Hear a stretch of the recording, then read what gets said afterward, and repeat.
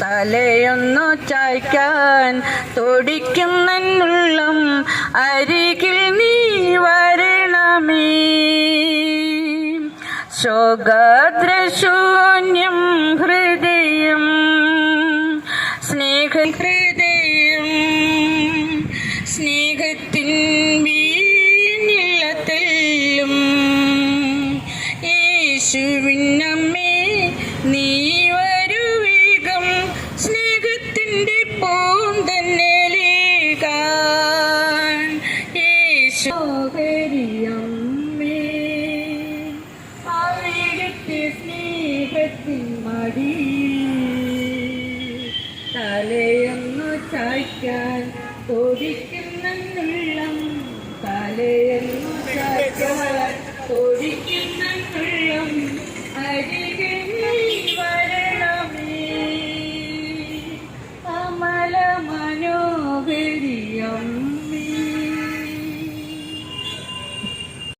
പുകഴ്ചയും ഉണ്ടായിരിക്കട്ടെ. ഈശോ മിശിഹായുടെ വലിയ സ്നേഹവും സമാധാനവും ഈ പ്രദേശത്തുള്ള എല്ലാ ദൈവത്തിൻ്റെ പ്രിയപ്പെട്ട മക്കൾക്കും സ്നേഹത്തോടുകൂടി ആശംസിക്കുന്നു.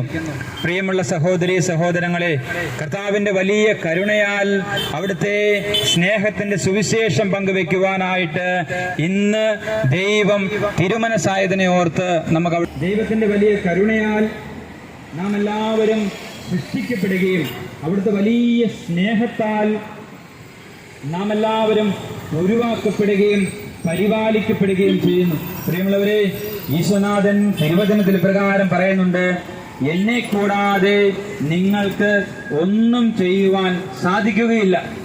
മനുഷ്യനെ സൃഷ്ടിച്ചത് ദൈവത്തിന്റെ ഛായയിലും സാദൃശ്യത്തിലുമാണ് അവിടുന്ന് മനുഷ്യനെ സൃഷ്ടിച്ചത്.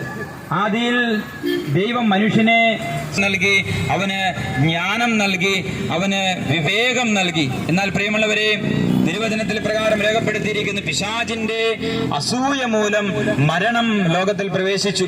പിശാചിന്റെ അസൂയ മൂലം മനുഷ്യ കുലത്തോടുള്ള ആ കടുത്ത വഞ്ചന, അവൻ മനുഷ്യനെ ദൈവത്തിൽ നിന്ന് അകറ്റുന്നതിന് വേണ്ടി തെറ്റായ പ്രബോധനങ്ങള്, നുണ, വഞ്ചന, അതുപോലെ തന്നെ ദൈവത്തിന്റെ സ്നേഹത്തിൽ വിശ്വസിക്കുവാതിരിക്കുവാനുള്ള പ്രലോഭനം, ദൈവത്തിന്റെ അസ്തിത്വത്തെ വിശ്വസിക്കാതിരിക്കുവാനുള്ള പ്രലോഭനം, ദൈവം അവൻ മനുഷ്യനെ സ്നേഹിക്കുന്നില്ലെന്നും ദൈവം മനുഷ്യന്റെ നന്മ ആഗ്രഹിക്കുന്നില്ല എന്നുമുള്ള അനാദി മുതലേ പിശാച് പഠിപ്പിക്കുന്ന ആ നുണയും വഞ്ചനയിലൂടെയും മനുഷ്യവംശത്തെ പിശാച് ജീവൻ, നിത്യ ജീവനും ദൈവത്തിന്റെ ചൈതന്യം മനുഷ്യന് നഷ്ടമായി.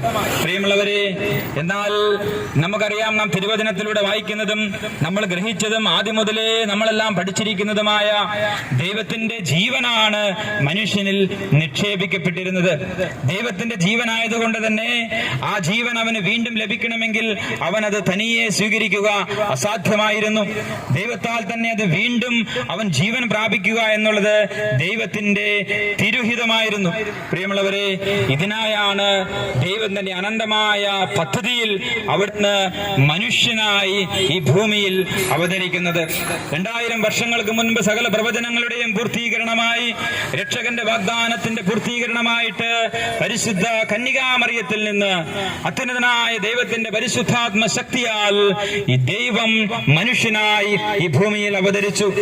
ദൈവം ഈ ഭൂമിയിലേക്ക് വന്നത് നഷ്ടപ്പെട്ടു പോയ തന്റെ മക്കളെ വീണ്ടെടുക്കുന്നതിന് വേണ്ടിയാണ്. ജീവൻ നഷ്ടമായി പാപത്തിന്റെയും പിശാചിന്റെയും അടിമത്തത്തിലേക്ക് വഴുതി വീണുപോയ മനുഷ്യ മക്കളെ രക്ഷിക്കുന്നതിന് വേണ്ടിയാണ് മനുഷ്യപുത്രൻ ഭൂമിയിലേക്ക് അവതരിച്ചത്. പ്രിയമുള്ളവരെ, കർത്താവായ ഈശോ മിശിഹ മനുഷ്യരെ രക്ഷയ്ക്കു വേണ്ടി ഈ ഭൂമിയിൽ അവതരിച്ചതിന്റെ ഓർമ്മ തിരുനാളാണ് പരിശുദ്ധമായിട്ടുള്ള ക്രിസ്തുമസ് തിരുനാൾ. പ്രിയമുള്ളവരെ, ദൈവത്തിന്റെ അടിമത്തത്തിൽ നിന്നും പിശാചിന്റെ വഞ്ചനയിലൂടെ അവന് നഷ്ടമായ ജീവൻ അവന് പകർന്നു നൽകി അവനെ വീണ്ടും തന്റെ മകനും മകളുമാക്കി തീർക്കുന്നതിന് വേണ്ടിയാണ് ദൈവം തന്നെയായ ദൈവത്തിന്റെ ഏകജാതനായ യേശു ക്രിസ്തു ഈ ഭൂമിയിൽ അവതരിച്ചത്. അതിനാൽ താൻ തന്റെ ജീവൻ നൽകിക്കൊണ്ട് ബലിയർപ്പണത്തിലൂടെ ഈ ജീവൻ മനുഷ്യൻ നൽകേണ്ടതാണ് എന്നുള്ളത് ദൈവത്തിന്റെ തിരുഹിതമായിരുന്നു. അവിടുന്ന് സ്വയം ഇഷ്ടപ്രകാരം സ്വന്തം